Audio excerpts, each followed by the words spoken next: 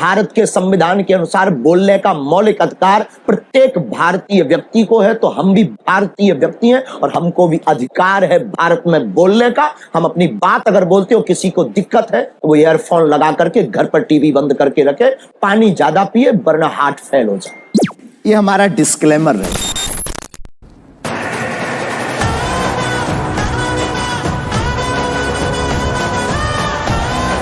Welcome back. और आज हम फिर से बात करेंगे मोहित गौर के बारे में।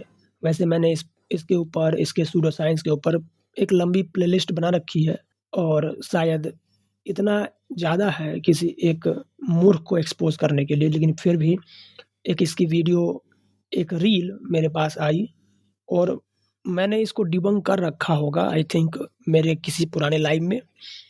लेकिन आज फिर से दयानंद की जो ये राम गाथा गाता रहता है, जिसमें ये वेद से विज्ञान सिद्ध करता है, उसकी पोल खोलेंगे तो देखते हैं बोलता क्या है। अर्पित जी ने वीडियो में कहा कि कृष्णेन शब्द जो यहाँ पर है, इसका अर्थ जबरदस्ती आकर्षण कर दिया है, जबकि कृष्ण का अर्थ ये नहीं होता है। पर ये बहुत हास्यास्पद है। देखिए, आपको भी यहाँ हंसी आ गई क्योंकि कृष्ण का अर्थ ही होता है खींचना। हाँ बेटा, लगता है तुम गू खा के ही मानोगे। और खींचना ही अर्थ होता है आकर्षण का। कृष्ण शब्द में जो धातु है उससे ही आ रहा है। कृष्ण धातु का अर्थ ही होता है खींचना। इसलिए ये बहुत हास्यास्पद खंडन है। यदि हमको गुरुकुल के आचार्य देख रहे होंगे, बोलेंगे भाई किन लोगों का खंडन कर रहे हो, तो बहुत मूर्खतापूर्ण। चुप कर बे कुत्ते। इसको हंसी आ गई क्योंकि ये बोला कि कृष्ण का अर्थ तो आकर्षण होता है और डायपर कोस्ट हंस पड़ा कि अर्पित जी ने कहा कि कृष्ण का अर्थ आकर्षण नहीं होता, कृष्ण का अर्थ ही होता है खींचना। अब उसके बाद ये यास्क बन गया और व्युत्पत्ति समझाने लगा कि कृष्ण का अर्थ इसीलिए काला होता है क्योंकि वो सभी रंगों को खींच लेता है। मतलब ऐसे अर्थ हो रहे हैं। ये शब्द पर ध्यान देने वाली बात है कि खींचना ही अर्थ होता है आकर्षण का। अब जब तुम बोल देते हो ना कि खींचना ही, यानी कि ओनली तुमने यूज कर लिया यहाँ पर, कि दूसरा कोई अर्थ होता ही नहीं। कृष्ण का अर्थ तो खींचना ही होता है, दूसरा कोई अर्थ नहीं होता। अब यह इसकी अज्ञानता को दिखाता है। ठीक है, एक रूम में, एक कमरे में कुत्ता है, इसका मतलब ये भी हो सकता है कि उस कमरे में आदमी भी हो सकता है लेकिन कुत्ता भी है। लेकिन जब हम ये कहते हैं कि कमरे में कुत्ता ही है, ये शब्द जो है बाकी लोगों को वहां से एक्सक्लूड कर देता है, यानी केवल कुत्ते की बात हो रही है, यानी ओनली यूज कर दिया इसने कि खींचना ही अर्थ है। तो ये कह रहा है कि धातु से अर्थ है, कृष्ण धातु का अर्थ ही खींचना होता है, इसलिए यहाँ पर खींचना ही अर्थ होगा। तो मैंने पिछली वीडियो में ही इस बात को समझाया था कि धातु से क्या अर्थ होता है उससे कोई मतलब नहीं है। यहाँ तक कि दयानंद सरस्वती ने भी खुद वेदों में बहुत जगह गौ शब्द का अर्थ गाय कर रखा है। ठीक है, गम धातु से जितने भी शब्द बनते हैं, गमन अर्थ की जगह पर गाय अर्थ कर रखा है। 10 जगह ये प्रमाण देखा जा सकता है। वहां पर क्या दयानंद को धातु की याद नहीं आई कि धातु में तो ये अर्थ होता ही नहीं, लेकिन फिर भी दयानंद ने उसका अर्थ वही किया हुआ है। जो आर्य समाजी यौगिक अर्थ चिल्लाते रहते हैं, दयानंद ने यौगिक अर्थ वहां पर नहीं किया, इसका अर्थ गाय ले रखा है। ये कैसे हो सकता है जबकि इसमें तो गम धातु है, गति अर्थ से लेना चाहिए था इस मूर्ख मोहित समाजी के हिसाब से, जबकि ऐसा नहीं होता। वैसे जिस मंत्र की ये बात कर रहा है वहां पर क्या अर्थ है इसका वो हम देखेंगे।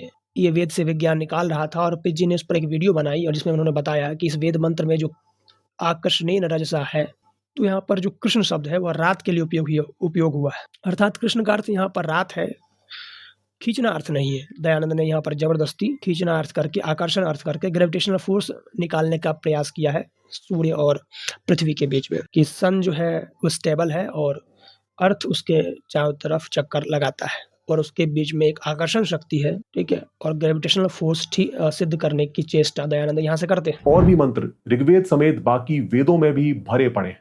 यही नहीं, स्वामी जी ने ग्रेविटी को भी वेदों में खोज निकाला है। यजुर्वेद के 33वें अध्याय के 43वें मंत्र का भाष्य करते हुए वो अपनी किताब ऋग्वेद आदि भाष्य भूमिका के आकर्षण अनुकर्षण विषय चैप्टर में वो लिखते हैं कि इस मंत्र में आकर्षण विद्या है। सविता जो परमात्मा, वायु और सूर्य लोक हैं, वे सब लोकों के साथ आकर्षण धारण गुण के सहित वर्तते हैं। चलिए सबसे पहले देखते हैं कि आचार्य उवट ने इस मंत्र का क्या भाष्य किया है। तो आचार्य उवट ने इस मंत्र का भाष्य कुछ ऐसा किया है। काले अंधकार से भरे पथ पर घूमते हुए सविता देव अपने सोने के रथ पर सवार होकर लोकों को देखते हुए जाते हैं। सविता देव मनुष्यों को काम में लगाते हुए जाते हैं। तो बेसिकली यहाँ पर सूर्य देवता के उगकर आसमान में जाने का वर्णन हो रहा है। आकर्षण विद्या तो इसमें कहीं भी नहीं है। असल में इस मंत्र में से विज्ञान निकालने के लिए स्वामी जी ने आकर्षणेन का अर्थ आकर्षण कर दिया है, जबकि यहां पर इसका मतलब अंधकार से है। अर्पित जी ने वीडियो में कहा कि कृष्णेन शब्द जो यहाँ पर है इसका अर्थ जबरदस्ती आकर्षण कर दिया है, जबकि कृष्ण का अर्थ ये नहीं होता है। पर ये बहुत हास्यास्पद है। देखिए आपको भी यहाँ हंसी आ गई क्योंकि तो ये मंत्र है आकर्षणेन रजसावर्त मानो। अब इस मंत्र में यहाँ पर जो कृष्ण शब्द आया है, इससे यह मूर्ख यह सिद्ध करने का प्रयास कर रहा है कि यहाँ पर तो आकर्षण विद्या है। तो दयानंद ने क्या अर्थ किया है वो एक बार देख लेते हैं। दयानंद यहाँ पर अर्थ करते हैं कि चारों ओर से खिंचाव या आकर्षण द्वारा, जो यहाँ पर कृष्णेन शब्द का अर्थ खिंचाव या आकर्षण दयानंद करते हैं, कृष्णेन कर्षणेन, ठीक है। यह सीधा संस्कृत का मैं हिंदी दिखा रहा हूँ, ठीक है। जो दयानंद ने संस्कृत लिया हुआ है उसका मैं हिंदी बता रहा हूँ। उसका रीज़न ये है कि समाज ये पलट जाते हैं, बोलते हैं कि जो हिंदी में अनुवाद किया हुआ है वो दयानंद का नहीं है, वो तो पंडितों का किया हुआ है। पंडित तो मूर्ख थे, ठीक है, पंडितों से ज़्यादा तो हम जानते हैं। तो इसलिए मैंने इसका टंटा खत्म कर दिया, मैंने संस्कृत वाला ही लिया है। लोक समूहों के साथ वर्तमान विद्यमान रहता, उन्हें अपने स्थानों पर स्थापित करता हुआ, अमरता का धर्म रखने वाला, बाकी सब बकवास लिखा हुआ है, ठीक है। मूल जो बात यहाँ पर यह है कि चारों ओर से जो आकर्षण यहाँ पर सिद्ध कर रहे हैं लोक समूहों के साथ, सूर्य के साथ, ठीक है, भावार्थ में और स्पष्ट देखा जा सकता है। तो यहाँ पर समस्या ये है कि दयानंद को ये पता नहीं था कि इस वेद मंत्र का अर्थ कैसे करना है। दयानंद ने यहाँ पर देखना है कि अर्थ करते हुए आकर्षणेन रजसावर्त मानव को एक साथ ही लिखा है, जबकि इसके ऊपर पाणिनि का सूत्र है कि जब ऐसा मंत्र आएगा जिसमें उपसर्ग धातु से अलग होगा और बीच में व्यवधान होगा, ऐसी स्थिति में हम उपसर्ग को धातु के साथ जोड़ के उसका अर्थ करते हैं। और यह पाणिनि ने इसको व्यवहिताश्च इस सूत्र में इसको बताया। इस सूत्र में अगर बीच में व्यवधान आए तो जो उपसर्ग होता है उसको क्रिया के साथ लगाते हैं। वेदेषु उपसर्गा तथा च गति संज्ञका धातो विहित पूर्वम विहित परम व अपि प्रयुक्ता दृश्यन्ते, ठीक है। अब ये जो नियम है खासकर संस्कृत व्याकरण में कि भाई प्रत्यय धातु के साथ लगते हैं, उपसर्ग आदि धातु के साथ ही प्रयोग होते हैं। तो वेद में कई जगह ऐसा होता है कि धातु के साथ उपसर्ग आदि नहीं होता, जबकि उससे अलग होते हैं और बीच में कुछ नया शब्द आ जाता है, ठीक है। उसका क्या रीज़न है?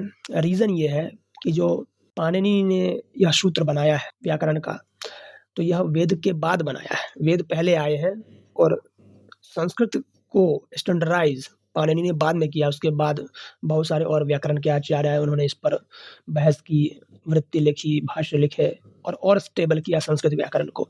लेकिन उससे पहले वेद लिखे जा चुके थे। तो जब नियम बनाया तो वेद में बहुत सारे ऐसे मंत्र हैं जो पाणिनि के नियम को, पाणिनि के व्याकरण के नियम को फॉलो नहीं करते, ठीक है। इस पर हम अलग से वीडियो बनाएंगे जिसमें वेद के जो भाष्य किए हैं यास्क ने, वहाँ पर क्या एक बहुत इंटरेस्टिंग सा डिबेट आया है, उसको हम देखेंगे बाद में कि ये कैसे अर्थ होते हैं, क्या वेद के अर्थ होते थे या पहले के लोग क्या मानते थे, उस हिसाब से वो बात की बात है। लेकिन जो मैं यहाँ कह रहा था कि वेद में बहुत सारे ऐसे मंत्र हैं जो पाणिनि के रूल्स को फॉलो नहीं करते। अब जब पाणिनि रूल्स बना रहा था, व्याकरण के नियम बना रहा था, संस्कृत को स्टैंडर्डाइज कर रहा था, उस टाइम पर उसको बहुत सारे ऐसे मंत्र दिखे जो उसके बनाए गए नियम को तोड़ते हैं। तो उस टाइम वो क्या करेगा? वो क्या कहेगा? बोलेगा कि वेद जो है वो गलत है, वेद तो व्याकरण लिखने वाले जो थे उसको तो व्याकरण आता ही नहीं था। क्या ऐसा वो कह सकता है? तो नहीं कह सकता। उसका रीज़न ये था कि उस समय विद्वानों में, लोगों में, ब्राह्मणों में ये मान्यता थी कि भाई वेद तो ईश्वर की वाणी है, ठीक है, और ईश्वर की वाणी गलत नहीं हो सकती। इसलिए पाणिनि ने एक अलग रास्ता निकाला। उसने क्या कर दिया कि सामान्य संस्कृत के लिए ये कह दिया कि भाई वहाँ पर तो प्रत्यय, उपसर्ग आदि तो धातु के साथ ही प्रयुक्त होते हैं। लेकिन जब वेद की बात आई तो वेद में कई मंत्र जहाँ इसका विरोध करते हैं, वहीं पर उसने एक अलग रास्ता निकाला और उसने एक अलग सूत्र लिख दिया, ठीक है, व्यभिताश्च नाम से, कि भाई जब व्यवधान उत्पन्न हो जाए उस समय हम क्या करेंगे, जहाँ पर उपसर्ग हुआ उसको उठा लेंगे और उसको क्रिया के साथ जोड़ के अर्थ कर लेंगे, ठीक है। बाकी जगह पर तुम उपसर्ग और क्रिया को अलग नहीं लिख सकते, फिर तो गलत ही हो जाएगा। लेकिन वेद में ऐसा मिल जाता है, इसलिए वेद में हम वहाँ पर ठीक कर लेंगे उसको, ठीक है। वेद को गलत नहीं बोला, जबकि बोला कि वेद में ऐसा प्रयोग मिल जाता है और वेदों पर हम ये जो नियम है वो लागू करेंगे, ठीक है। इसलिए आप इस जो व्यभिताश्च, यह जो सूत्र है, इसके ऊपर महाभाष्य आप देख लो, काशिका की वृत्ति देख लो, उन सारे लोगों ने वेद मंत्रों का यहाँ पर उदाहरण दे करके समझाया कि यह जो है वेद में ही है और स्पष्ट इसकी वृत्ति कहती है वेदेषु उपसर्ग, वेद में जो उपसर्ग है, ठीक है, वहाँ पर जो धातु है इसमें जो व्यवधान है उसको हटाने के लिए यह जो है सूत्र बनाया गया है। पाणिनि व्याकरण के अनुसार उपसर्ग और गति शब्द धातु के ठीक पहले आते हैं, परंतु वेदों में ऐसे प्रयोग भी मिलते हैं जहाँ पर उपसर्ग या गति शब्द धातु से पहले या बाद में व्यवधान के साथ प्रयुक्त हुए हैं। इस सूत्र द्वारा वैदिक भाषा में इस विशेष प्रयोग की अनुमति दी जाती है, ठीक है। और ये हमको बताता है कि कैसे संस्कृत ग्रामर समय के साथ इवॉल्व हुई है। वेद संस्कृत ग्रामर के स्टैंडर्डाइज होने से पहले लिखे गए, इसलिए ये बहुत सारी दुविधा आती है और बहुत सारे ऐसे पाणिनि के ऐसे सूत्र हैं जो वेद उसको फॉलो नहीं करते, उस पर भी हम कभी बात करेंगे, ठीक है। और वहाँ पर कैसे व्याख्याकार रास्ता निकालते हैं, ठीक है, कैसे वहाँ पर यास्क जंप मार के आता है और यास्क उसको एक्सप्लेन करता है, ठीक है। तो यहाँ पर दो चीज़ है, व्यवहित का मतलब तो है कि बीच में रुकावट आ जाना, रुकावट मतलब कि भाई पहले उपसर्ग आया, फिर कुछ दूसरे शब्द घुस गए बीच में जो संज्ञा है, और फिर जो उपसर्ग के साथ क्रिया होना चाहिए था पहले वो बाद में आ गया, तो उसके बीच में जो रुकावट है उस रुकावट को हटाने के लिए ये सूत्र हम लगाते हैं, ठीक है। इसमें दो चीज़ की बात कही गई है, एक है व्यवहित पूर्वम यानी कि धातु से पहले परंतु बीच में अन्य शब्द से अलग, ठीक है, और एक है व्यहित परम यानी धातु के बाद परंतु बीच में अन्य शब्द से अलग, ठीक है। यह सूत्र केवल वेदों के लिए लागू है, सामान्य संस्कृत के लिए नहीं। अब इसको समझने के लिए तुम देखो कि ऋग्वेद का जो मंत्र है 3:45-1, इसमें यह मंत्र है आ मंद्रैरिंद्र हरिभि याहि। अब यहाँ पर जो आ उपसर्ग है और बीच में देखो दो व्यवधान आ चुके हैं, मंद्रैरिंद्र हरिभिर और याहि, यह जो है धातु है, मेन धातु है, जो होना चाहिए था कैसे आ याहि, ऐसे होना चाहिए था, आ उपसर्ग और फिर याहि उसके साथ क्रिया संयुक्त होता, लेकिन ऐसा है नहीं, बीच में कुछ शब्द घुस चुके हैं। तो इसको जो है व्याख्याकार स्पष्ट करते हैं, कहते हैं कि अत्र आ इति उपसर्ग याहि इति क्रिया। तो यहाँ पर कह रहे हैं कि आ उपसर्ग है और याहि क्रिया है, लेकिन देखो बीच में दो शब्द घुस चुके हैं, ठीक है। अब विच्छेद करो तो कितने बनेंगे, लेकिन बीच में कुछ शब्द घुस चुके हैं। तो अब हम क्या करेंगे, आ को याहि के साथ जोड़ेंगे और फिर उसकी व्याख्या करेंगे, ठीक है। मंद्रैरिंद्र हरि भी इसको हटा देंगे, अलग अलग इसकी जो है कर देंगे। यहाँ पर लिखा भी हुआ है मंद्रैरिंद्र हरि भी इति व्यवधान वर्तते, यहाँ पर व्यवधान है। आगे देखो ऋग्वेद 6:16-10, यहाँ पर एक और एग्जाम्पल दिया, और ये देखो यहाँ पर एक और बात समझने वाली ये है कि 3:45-1 में जो बीच में व्यवधान आया है, तो ये उपसर्ग के बाद में व्यवधान है, क्रिया से पहले व्यवधान है। इस व्यवधान को वहित पूर्वम कहते हैं। जब ऐसा हो कि क्रिया के बाद व्यवधान हो और उपसर्ग के पहले व्यवधान हो, ऐसे व्यवधान को व्यहित परम कहते हैं, वो तीसरे नंबर में है। दूसरे नंबर पर यहाँ पर देखो बहुत अच्छा प्रयोग देखा गया है, आ याहि करके एक वेद मंत्र है 6:16-10 का, तो यहाँ पर कोई बीच में व्यवधान नहीं है। तो यहाँ पर जो है यह पाणिनि व्याकरण को फॉलो करता है, लेकिन वही जब हम ऋग्वेद 7:32-4 को देखते हैं तो वहाँ पर भी हम ये देख पा रहे हैं कि हरिभ्याम याहि ओक आ, ऐसा करके एक मंत्र आ रहा है, जहाँ पर याहि यह क्रिया है, ओक यह बीच में एक व्यवधान आ गया, आ यह उपसर्ग है जो कि बाद में आया है। यह व्यहित परम का एक जो है लक्षण है, एक उदाहरण है। और यहाँ पर हम क्या करेंगे, आश को उठा करके याहि के साथ जोड़ देंगे और ओक हरिभ्या को अलग से अर्थ करेंगे, ठीक है। यह सूत्र यही कहता है। इसलिए इस मंत्र में आ उपसर्ग है, ठीक है, और धातु वर्तमान यह है। तो बीच में जो शब्द घुसा हुआ है कृष्णेन रजसा, ये व्यवधान है यहाँ पर, और ये बात हमको समझनी पड़ेगी, और यही बात यहाँ पर मूल बात है। पाणिनि के हिसाब से, पाणिनि ने जो रूल्स बनाए उसके हिसाब से आ कृष्णेन रजसा इसका अर्थ किया ही नहीं जा सकता, जो दयानंद ने किया हुआ है, मूर्खतापूर्ण अर्थ, ठीक है। आ जो है उपसर्ग है, वर्तमान यहाँ पर क्रिया है, तो आ वर्तमानो ऐसा अर्थ बनेगा। कृष्णेन रजसा ये अलग से हम अर्थ करेंगे इसका, ठीक है। दयानंद ने क्या कर दिया, यहाँ पर आ कृष्णेन रजसा का अर्थ कर दिया, वर्तमान का अर्थ अलग कर दिया, जबकि आ वर्तमान के साथ लगता। तो ये स्पष्ट है इस वेद मंत्र में, आ उपसर्ग है, कृष्णेन रजसा यह व्यवधान है, वर्तमान यह धातु है जो आ के साथ लगेगा। उसके बाद दूसरी क्रिया आती है निवेशयन, उसके बाद बाकी कर्म आदि है, तो उस पर हमको ध्यान नहीं देना। हमको ध्यान देना है मेन है आ कृष्णेन रजसा वर्तमान, आ वर्तमानो, इस पर। इसी चीज को ध्यान में रखते हुए जो अन्य व्याख्याकार हैं जैसे कि महिदर, उवट, इन लोगों ने क्या किया है अब देखो। जब हम महिदर, उवट आदि प्राचीन भाष्यकार विद्वानों का अर्थ देखते हैं तो उन्होंने क्या किया, लिखा। देखो उवट ने क्या लिखा, आकर्षणेन लिख दिया। अब उसने यह सूत्र पढ़ा था, उसने व्याकरण का अच्छा अध्ययन किया था। उसने क्या किया, आ उठाया, वर्तमान के साथ जोड़ दिया। देख लो, आ वर्तमान पुनः पुनः भ्रमणम कुर्वन्। उसके बाद क्या किया, कृष्णेन रजसा रात्रि लक्षणेन। कृष्णेन रजसा का अलग से अर्थ किया, वहां पर रात्रि अर्थ कर दिया। महिदर का अर्थ देखो, महिदर ने क्या किया, कृष्णेन रजसा रात्रि लक्षणेन किया, कृष्णेन रजसा का अर्थ रात्रि कर दिया। उसके बाद देखो, आ उपसर्ग उठा के वर्तमान के साथ जोड़ दिया, आ वर्तमान। क्यों? क्योंकि इन्होंने व्याकरण पढ़ा था, इनको पता है यहाँ पर कौन सा रूल लगेगा, यहाँ पर पाणिनि ने क्या निर्देश दिए हैं, हम उसके हिसाब से काम करेंगे। दयानंद को ये पता नहीं था, और उनकी जीवनी को देखने से पता चलता है कि उन्होंने व्याकरण पर बहुत बड़े शास्त्रार्थ किए हैं, जबकि इतने सामान्य सा नियम उनको पता नहीं था कि यहाँ पर व्यवधान है बीच में और आ को वर्तमान के साथ लगाना है। दूसरा है कि कृष्णेन रजसा का अर्थ जो है, जो बता रहा था मोहित गौर कि यहाँ पर आकर्षण है, तो पहली बात, ऐसा कुछ इस मंत्र में अर्थ करने में कोई प्रमाण नहीं है।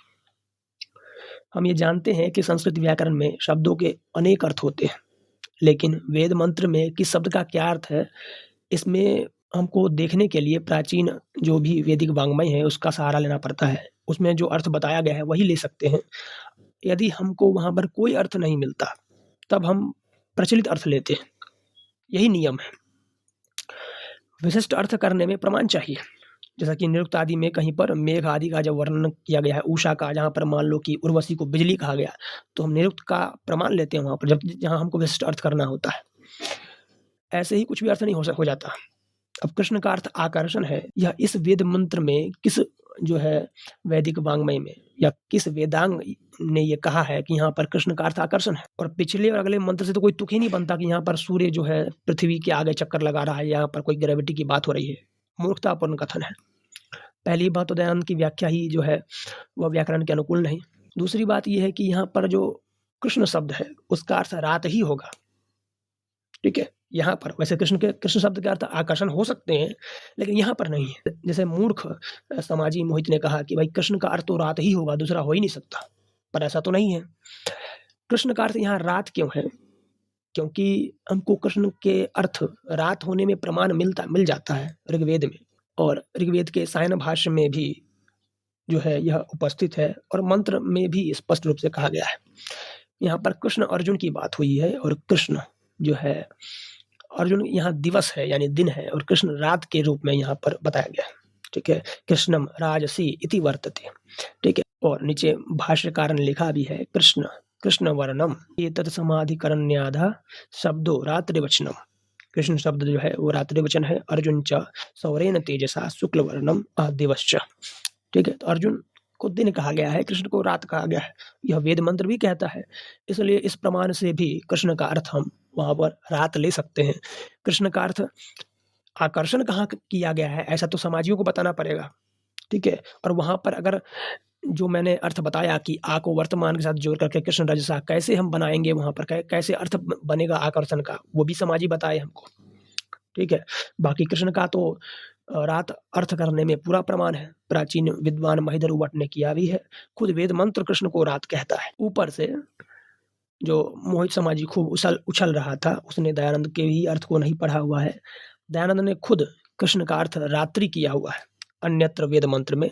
तो ये मोहित समाजी को बताना चाहिए कि दयानंद ने वहां पर कृष्ण का अर्थ आकर्षण क्यों किया, क्योंकि दयानंद को वहां पर सूर्य पृथ्वी के बीच में ग्रेविटेशनल फोर्स सिद्ध करना था, इसीलिए वहां पर कृष्ण का अर्थ वो भूल करके आकर्षण कर देता है और अन्य जगह पर रात्रि किया। मोहित समाजी के हिसाब से तो कृष्ण का अर्थ आकर्षण ही होता है, तो यहाँ पर दयानंद ने क्यों आकर्षण नहीं किया? साधारण सी बात है कि दयानंद को जबरदस्ती उस वेद मंत्र में ग्रेविटेशनल फोर्स सिद्ध करना था, और इस चक्कर में उसने वहां पर कृष्ण का अर्थ आकर्षण कर दिया। अन्यत्र वेद मंत्रों में उसने कृष्ण का अर्थ रात्रि ही किया है, और यह एक प्रचलित अर्थ है। सारे भाष्यकार इस पर एक मत है कि कृष्ण का अर्थ वहां पर रात्रि होगा। जो आचार्य करते हैं अर्थ आकर्षणीय रजसा रात्रि अर्थ जो किया हुआ है वह वेद मंत्र के अनुकूल है, अन्य वेद मंत्रों से इसकी पुष्टि भी होती है। आ को वर्तमान के साथ जोड़ना, क्रिया को उपसर्ग के साथ मिलाना, यह पाणिनि के सूत्र व्यभिताश्च के अनुकूल है और इसलिए ये वेद मंत्र का जो अर्थ जो महिधर उभट आदि विद्वानों ने किया है वह स्वीकार्य होना चाहिए, वह ठीक है। दयानंद का अर्थ जो है वह व्याकरण के विरुद्ध तो है ही, और उन्होंने जानबूझ करके जो भौतिक विज्ञान है, जो वर्तमान विज्ञान है, उसको वेदों में घुसेड़ने का प्रयास किया है। जबकि वेद में बहुत सारे ऐसे प्रमाण हमको देखने को आते हैं जहाँ पर वेद स्वयं पृथ्वी को रुकी हुई कहता है, पृथ्वी को दृढ़ कहता है कि पृथ्वी एक स्थान पर रुकी हुई है। ठीक है, ऐसा बहुत सारे वेद मंत्र कहते हैं। जैसे महाभारत में कई जगहों पर पृथ्वी को अचला यह शब्द भी कहा गया है, यानी पृथ्वी अचल है, वह मूव नहीं करती। ऐसी कोई रील मोहित समाजी के बारे में मिलती है और जिसको तुमको लगता है कि इसको डिबंक करना चाहिए, खास करके शास्त्रों में जो वो फेंकता है। ठीक है, शायद सर्जरी के बारे में कुछ फेंक रहा था, उस पर तो शायद किसी ने वीडियो बना दी थी। ठीक है, तो तुमको ऐसी कोई रील मिलती है, ऐसा कोई वीडियो मिलता है जहाँ पर वो फेंकता है, बहुत लंबी फेंकता है, शास्त्रों में ये विज्ञान वो विज्ञान लिखा हुआ है, तो तुम मुझको मेल कर सकते हो। ठीक है, और मैं ट्राई करूँगा कि मैं उस पर वीडियो बनाऊँ और बताऊँ कि इसकी सच्चाई क्या है।